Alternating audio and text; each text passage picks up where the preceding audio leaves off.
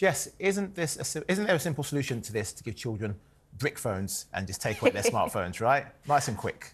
I wish there was a simple solution here. I don't think that there's a silver bullet, though. I think it's inevitable that we live our lives online now. Technology is part of our day-to-day lives, and we need to learn how to live with it in a safe way. And that's really what my job is as online safety regulator.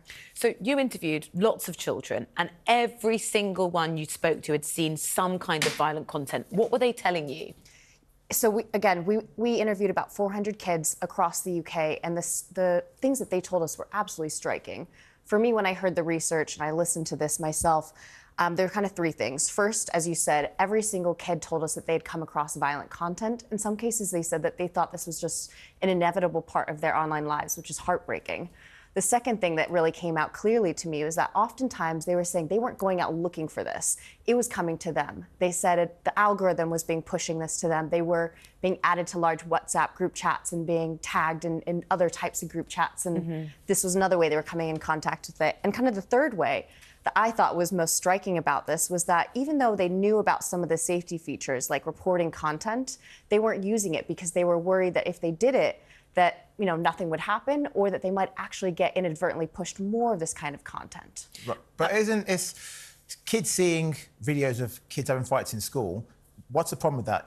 Kids have fights in school.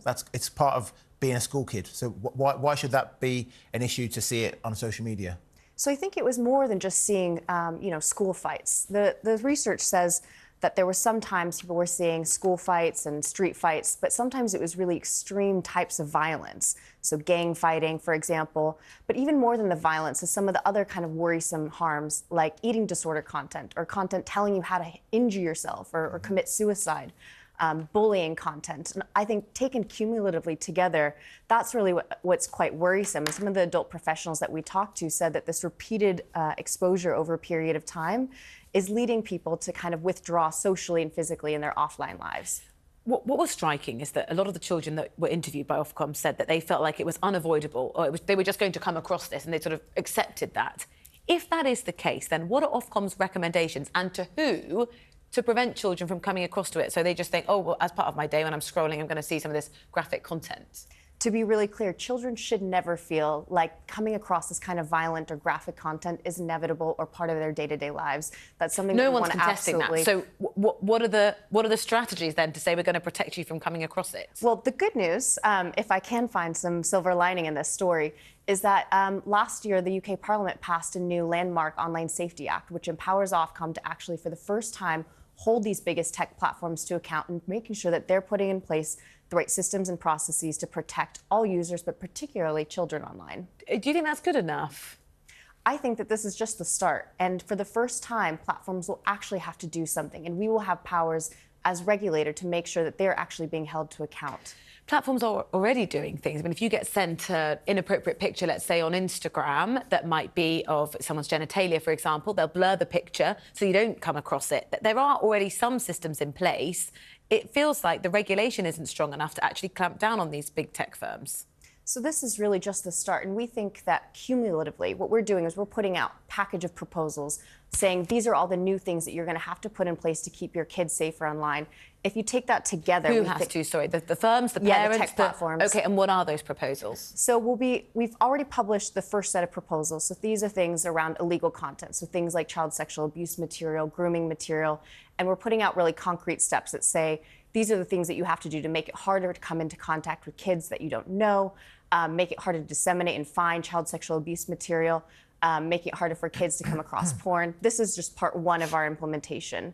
The next phase of our regulatory implementation really is targeted at protecting kids against these types of harmful content. We'll be publishing those proposals in the next couple of months.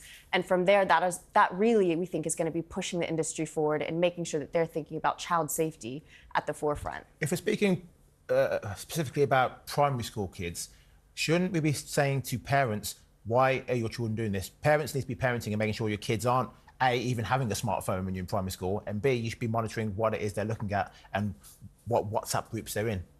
I think when it comes to parents, I have some pieces of advice that I generally try to give them when it comes to this. I think the first thing is really acknowledging that your kids do have an online life, that is inevitable. And really the starting point is talking to them about it. How do you want to use your online communications devices? What are the things that you're seeing? What is harmful? There's also a number of tools that platforms are already providing. This is something that we'll be pushing them even further on. So parental control systems, for example, they're available at the device level, but also apps. Parents will really have more control over what they want their kids to be seeing. But I also think, we're all using technology as well. And it's on us, I think, and parents to be, really being good digital role models. So talking to your kids about how you use your phone, your apps, and talking to them. And how not you modelling protect bad habits yourself. as well. I'm sure that's part of it. Jess, thank you so much. Really Thank you so appreciate you much. being here. Jess Zucker, Ofcom's Director of Online Safety Policy. Thank you.